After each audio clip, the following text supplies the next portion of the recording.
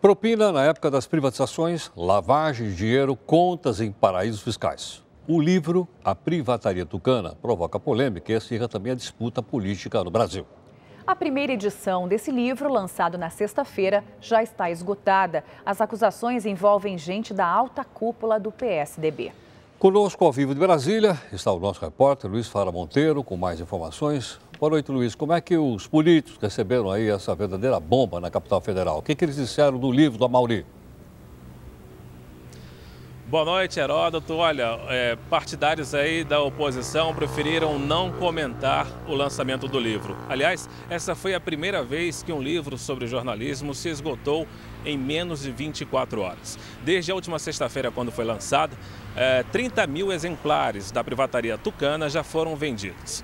Nós conversamos hoje também com representantes da Geração Editorial, que publicou o livro. E eles confessaram que não tiveram tempo de reforçar o estoque nas prateleiras assim que começou a grande polêmica, o grande comentário sobre o livro ainda nas redes sociais antes do lançamento. Por isso, o material está em falta hoje nas principais livrarias do país. Nós conversamos durante o dia com professores universitários, cientistas políticos e jornalistas. Todos foram unânimes em afirmar que o lançamento da Privataria Tucana modifica e muito a relação existente no Brasil entre a grande mídia e a sociedade. É o que nós vamos acompanhar na reportagem a seguir. O esclarecimento de um dos episódios mais nebulosos na disputa política recente do Brasil. É com esse apelo que chega às livrarias a obra do jornalista Amaury Ribeiro Júnior. Por meio de documentos, Amaury mostra os bastidores das privatizações de empresas públicas ocorridas quando o PSDB governava o país. Os documentos, conseguidos de forma legal em cartórios e outras instituições, mostram um suposto desvio de recursos públicos para o exterior. Empresas em paraísos fiscais lavavam o dinheiro sujo, inclusive do recebimento de propina, trazendo para o Brasil como se fossem recursos de investimentos em empresas nacionais. Entre os principais beneficiários estariam familiares do ex-governador José Serra. Outra denúncia do livro traz Serra como líder de um esquema de espionagem contra o colega de partido Aécio Neves. Serra e Aécio disputavam a indicação da legenda para decidir quem enfrentaria Dilma Rousseff nas eleições presidenciais. A chegada de Privataria Tucana no mercado editorial produziu um fenômeno, no mínimo, curioso na mídia brasileira. Vários veículos de imprensa, considerados de abrangência nacional, praticamente ignoraram o debate que houve sobre o livro nas redes sociais. Esse exemplar que você viu na imagem pertence ao gerente da loja, só para ilustrar. A curiosidade dos leitores é tanta que a obra se esgotou em menos de 24 horas em todo o país. A próxima remessa só chega no fim de semana. Mesmo assim, já tem vários clientes na lista de espera. Tem muita gente procurando, a gente teve que organizar uma lista para receber na próxima remessa, que está chegando até sexta-feira. Um dos poucos líderes tucanos em Brasília, nessa segunda-feira, o senador Álvaro Dias não quis comentar o caso.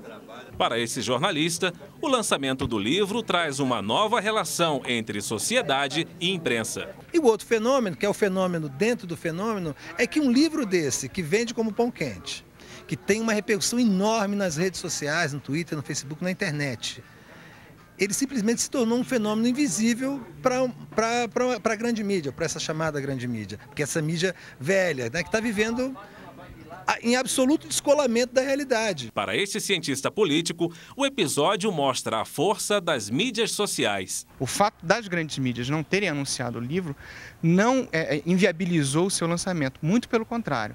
Por meio de canais alternativos, esse livro se divulgou e foi vendido em grande escala. Ou seja, hoje ninguém mais controla a informação. E voltamos a falar direto de Brasília. Como nós informamos na reportagem, nenhum representante do PSDB quis comentar o conteúdo do livro. O partido apenas se manifestou sobre uma reportagem publicada numa revista semanal, dando conta de que integrantes do Partido dos Trabalhadores teriam contratado um falsificador de documentos nas eleições de 2006 para comprometer os partidos de oposição. Ainda falando sobre o lançamento do livro, Heródoto, curioso, nesta livraria onde nós estivemos hoje à tarde, nós passamos por lá cerca de 1 hora, é que tinha um grande número de clientes querendo comprar o livro, e não tinha, já está esgotada a primeira edição, e também muitas pessoas perguntando que livro seria esse, porque não tomaram conhecimento da existência da obra. Ou seja, as pessoas que têm costume de participar das mídias sociais, Facebook, Orkut, Twitter e por aí afora, conhecem Privataria Tucano, desde a semana passada antes do lançamento. E as pessoas que acompanham outros veículos da grande mídia não tomaram conhecimento da existência do material. Heródoto. Ok, Lula, obrigado. Bom, eu mesmo fui ontem à noite na livraria Saraiva, aqui em São Paulo, no Shopping Genópolis, não vi lá. Eu li lá por baixo, não tinha o livro, você está lá no primeiro andar. Eu fui lá no primeiro andar, também não vi. Vi lá Steve Jobs para todo lado, Boni, etc. Mas o livro do Amaury eu não vi. Bom, mas quem está aqui conosco também é a nossa comentarista, a Cristina Lemos. Cris, boa noite. Como é que foi a reação, então, dos tucanos ao livro publicado pelo nosso companheiro aqui, o Amaury Ribeiro Júnior? Olha, Heródoto, reação orquestrada, viu? Até os mais combativos tucanos se fecharam. Você viu aí o senador Álvaro Dias todo sorridente, né? Pois é, nem ele não quis comentar, não. O ex-presidente Fernando Henrique Cardoso lembrou que o autor está sendo indiciado pela Polícia Federal e usou o fato para fugir da raia. A ordem geral entre os tucanos é não dar espaço para o livro, nem comentando criticamente. O livro que é altamente negativo para muitos dos mais importantes representantes do PSDB, não só para José Serra. Os políticos dos outros partidos, até do PSOL, tentam ficar aí de fora da briga. Usam o argumento de que ainda não leram, ainda não tomaram conhecimento.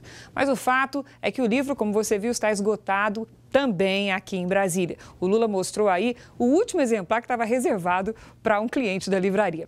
Olha, não teve para ninguém comprar hoje aqui em Brasília. Outro dado sintomático é que a reportagem de capa da revista Veja, acusando os petistas de falsificação de documento para incriminar adversário, saiu junto com o livro. Talvez essa tenha sido a reação indireta mais expressiva ao livro. Heródoto.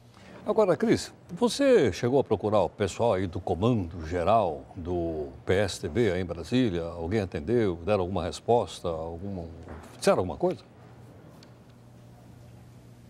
Procurei sim, viu, Heródoto? Eu fiz contato aí com a sede do PSDB aqui em Brasília e a resposta é que o presidente do partido, Sérgio Guerra, não vai se manifestar.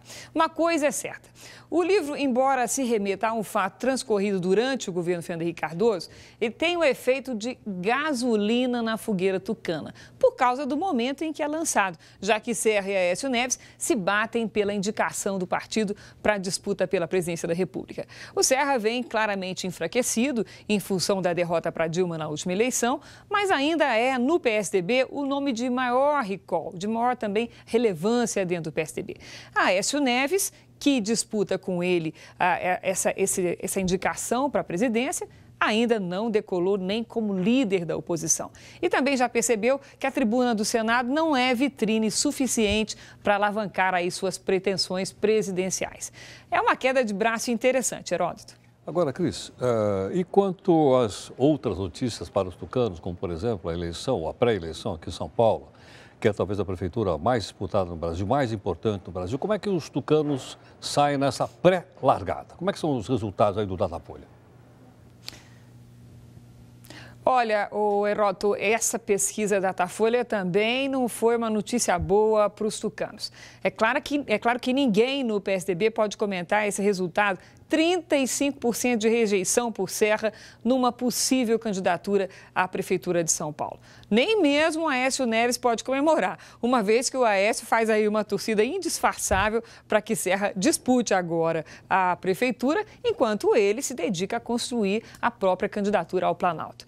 E para piorar para os tucanos, essa mesma pesquisa da Datafolha também mostra que quase a metade dos paulistas afirmam que vão votar no candidato indicado por Lula, o que mostra um claro aumento de influência do petista nesse eleitorado. No entanto, esse padrão aí sinalizado pela pesquisa está longe de se refletir na atual intenção de voto no ministro da Educação, o petista Fernando Haddad.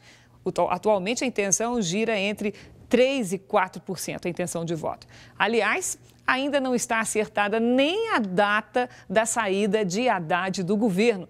É possível que ele peça para sair antes mesmo da reforma ministerial, caso ela demore.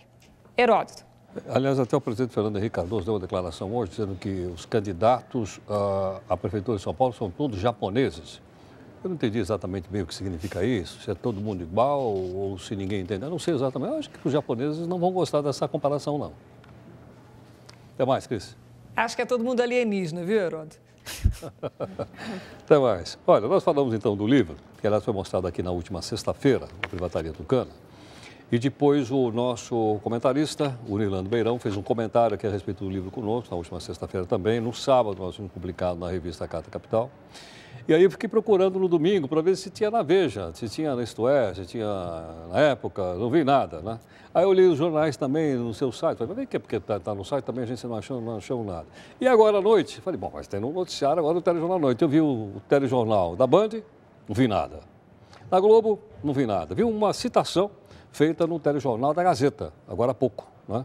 Só, mas mais nada. Mas o Amaury Ribeiro está aqui conosco. Boa noite, Amaury. Boa noite, Heródoto. Boa noite, André. Boa noite, Amaury. Muito obrigado pelo convite, ter vindo aqui. Seja bem-vindo. Amaury, vamos começar primeiro pelo seguinte. Se você já esperava que a mídia não fosse, a mídia tradicional, né, não fosse dar um destaque ao seu livro, até para discutir, para saber se as coisas aqui estão corretas ou não, levar isso aqui à discussão, ao conhecimento do público? Já esperava pelo simples fato, né, que o livro faz muitas críticas, né, o comportamento da mídia nas últimas eleições, né. Então já era bem esperado que eles fossem ignorar mesmo, porque compromete a mídia em vários episódios aqui do livro, então. Que tem uma parte, o livro é dividido em duas partes, né?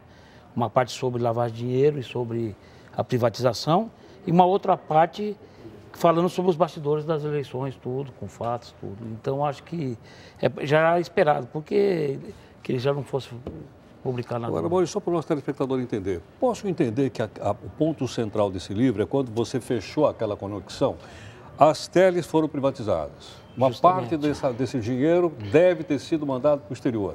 Justamente. Ficou dormindo em paraíso fiscal. Aí o paraíso fiscal reexportou esse dinheiro para dentro do Brasil. E uma parte desse dinheiro foi parar na campanha do candidato Zé Serra, é isso ou não? Pelos dados aqui, foram parar na conta de familiares da filha e do genro do Serra. Certo. Mas se há um indício de campanha política, o livro não chegou a esse fato. E que também foram parar também no tesoureiro de campanha do Ricardo Sérgio, que foi o grande piloto das privatizações, né? Que era a figura, foi tesoureiro do Serra, tesoureiro do Fernando Henrique. Eu acho que isso aí fica bem claro que é uma coisa acerto das pessoas que tiveram o comando ali e que tiveram que participar da privatização. Agora, desculpa. Amaury, a gente pode falar que o livro foi um fantasma na campanha eleitoral do ano passado. Eu gostaria de saber de você qual foi a reação do ex-governador e também do partido quando souberam que essa obra seria publicada. O que eu sei é que ele mandou um emissário falar com o editor, né? Tentando fazer um acordo com o editor, dono da editora, mas o editor pegou e falou que não tinha nada para conversar com ele, né? Isso aí o imediato já tem falado aí, deu teu nome, mandou um sindicalista falar com ele, tentando uma reunião, ele tentou de todas as formas barrar o livro, ele nunca quis que esses fatos viessem à tona. Isso aí era um fato, mesmo no episódio da campanha, e toda vez que citava meu nome, ele ficava meio desequilibrado na campanha, tudo. Então, o Serra nunca se interessou que esse assunto viesse à tona, né? Aí, para entender, eu comecei a investigar esses fatos, quando a imprensa começou a falar que havia propinas na privatização. Então, comecei a seguir o caminho do dinheiro. E depois eu me aprofundei nesse tema de lavar dinheiro. Eu dei primeiro o grande escândalo da CPI do Banestado. Fui eu que levantei, junto com uma colega da Isto É, a Sônia Figueiras. Fiz o escândalo da máfia dos fiscais do Rio. E fiz também o documento que comprova a existência de dinheiro da agência do Marcos Valério. E esse contato, esse tipo de matéria, porque eu até então, antes de entrar nesses temas, era um jornalista ligado à área de direitos humanos, né? Falando em várias matérias de violação de direitos humanos e das épocas de chumbo da ditadura. E passou a ser um divisor na minha carreira, porque eu passei a ser chamado para ir para toda a América Latina. Eu sou muito chamado no Peru, eu sou muito conhecido no Peru. Eu já devo ter ido umas 6, 7 vezes no Peru para falar sobre lavar dinheiro. Vou para o Paraguai, vou para todo lugar. Quase um esclarecimento aqui para o nosso telespectador. É possível avaliar quanto de dinheiro saiu do Brasil para ir para o paraíso fiscal e quanto veio do paraíso fiscal de volta ao Brasil? Você tem prova disso aqui ou não? Não, já está rastreado, já está provado, por exemplo, que o Ricardo Sérgio... Quem é o Ricardo Sérgio? Ricardo Sérgio era o piloto... Era o diretor do Banco do Brasil? Tá, intencional, mas qual que era a sua função nas privatizações? Era de organizar os consórcios, né? E ele tinha um papel muito grande de influência no consórcio, porque todos esses consórcios dependiam do dinheiro, todo mundo sabe, e que quem definiu a linha dos consórcios foram os fundos milionários de pensão.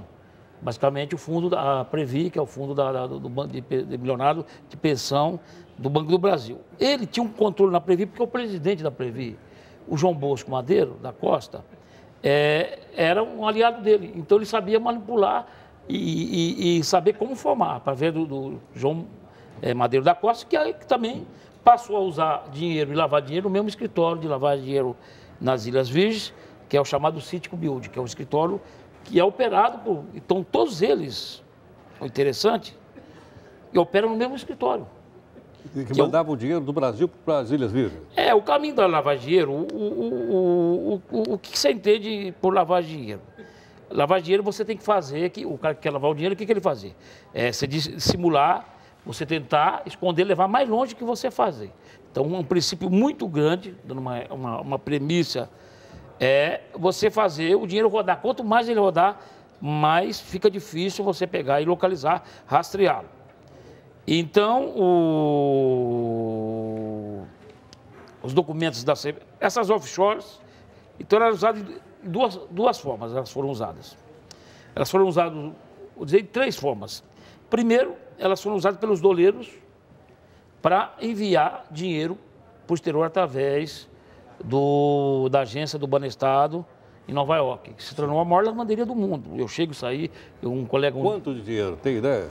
Foram rastreados, se falava em 30 bilhões, né? 30 hoje, bilhões. De reais? Eu tenho conversado, que eu gosto do tema, tem um doleiro que está colaborando comigo. Ele disse que hoje, com a operação que resultou na operação, na prisão da Farol da Colina, né? Hoje você não está se mandando mais para esse duto sujo, mas diz que o sistema se tornou autossustentável. Segundo esses doleiros, existem 2 bilhões. Então, como que se movimenta hoje essa lavanderia dentro lá dos Estados Unidos? Através das operações a cabo. Então, para que isso aconteça, o doleiro e a pessoa tem que ter uma conta nos Estados Unidos. Então, quando ele quer trazer dinheiro, ele deposita na conta do doleiro e pega o dinheiro aqui.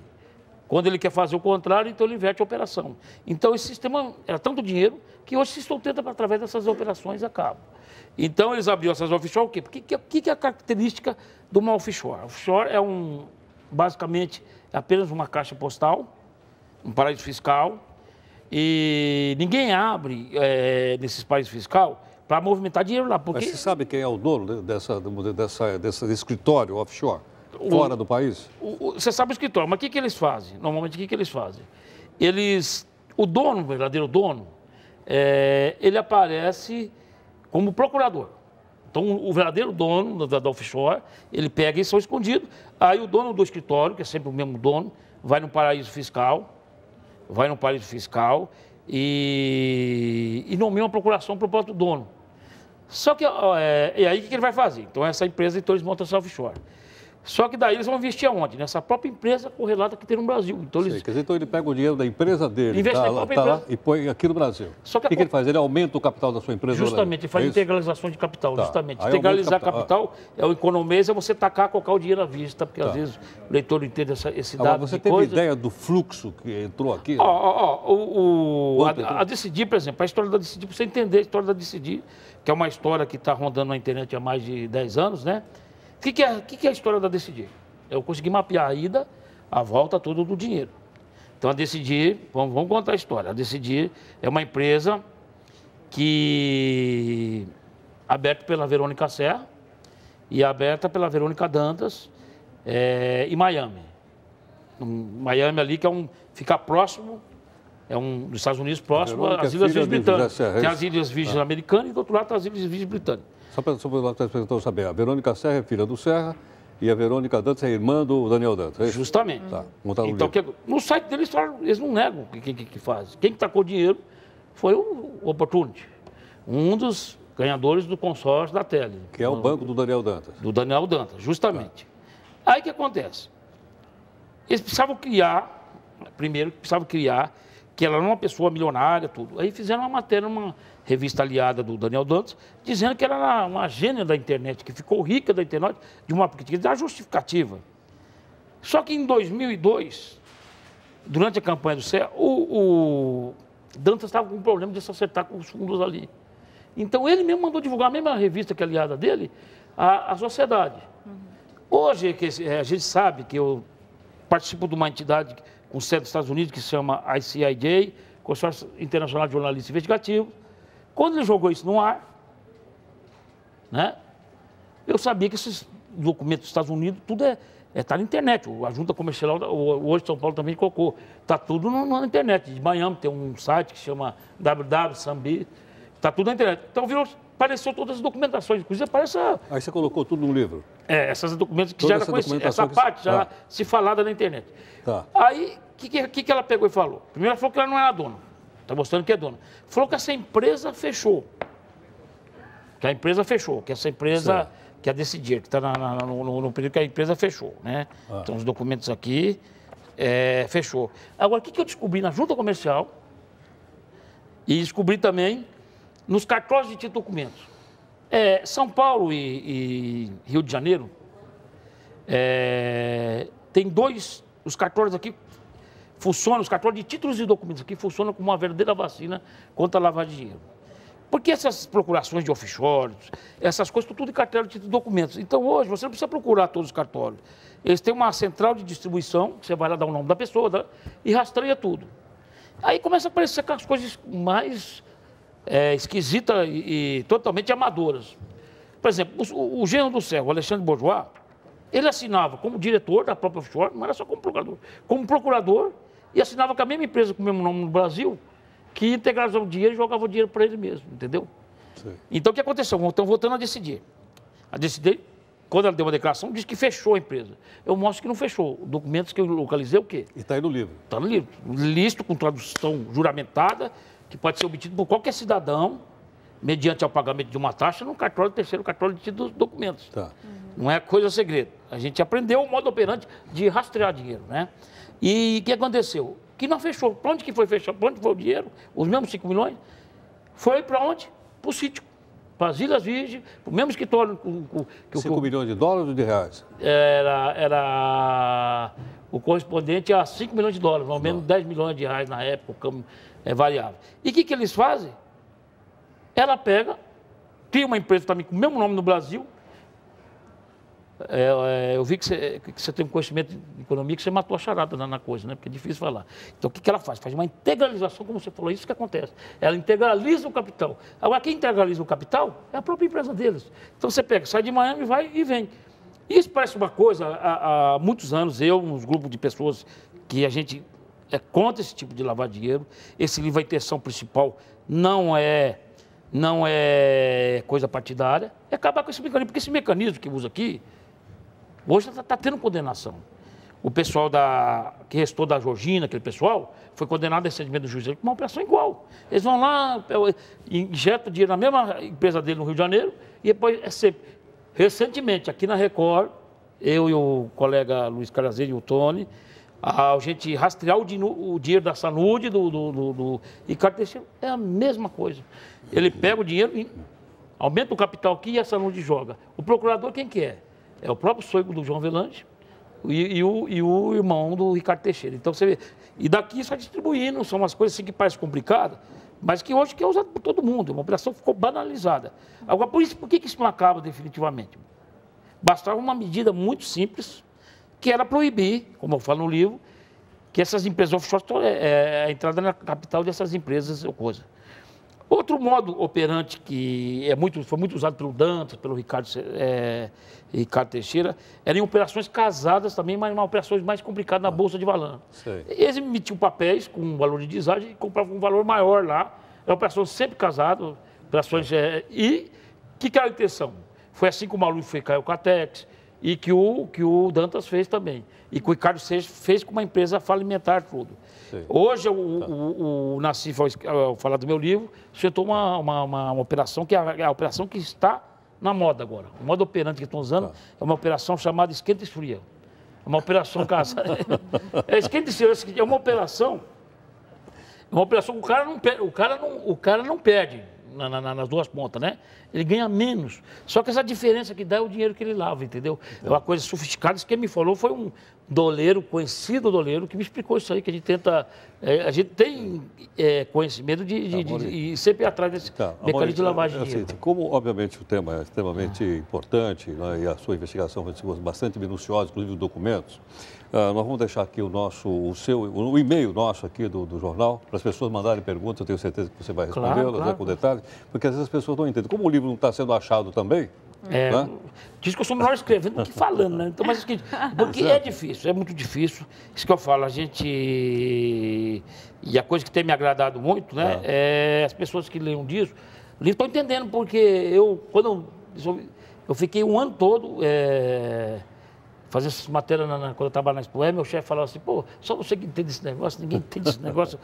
Então, a gente... Foi um trabalho você tentar traduzir esse economês, tentar traduzir uma coisa isso clara. Então, se houver alguma dúvida, a segunda edição parece que chega nas livrarias semana que vem, não é isso? Sexta-feira. É da Geração Editorial.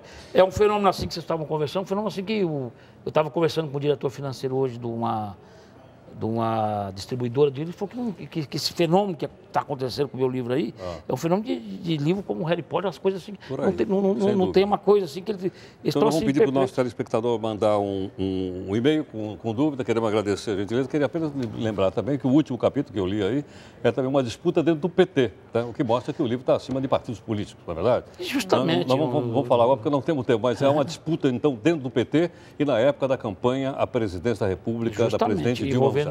Envolvendo, inclusive, que você também levantou e a reportagem está aí. Amaury, muito obrigado pela gentileza. Eu que agradeço a oportunidade. Ok, obrigado. Obrigada, boa noite, parabéns pela obra. Muito obrigado.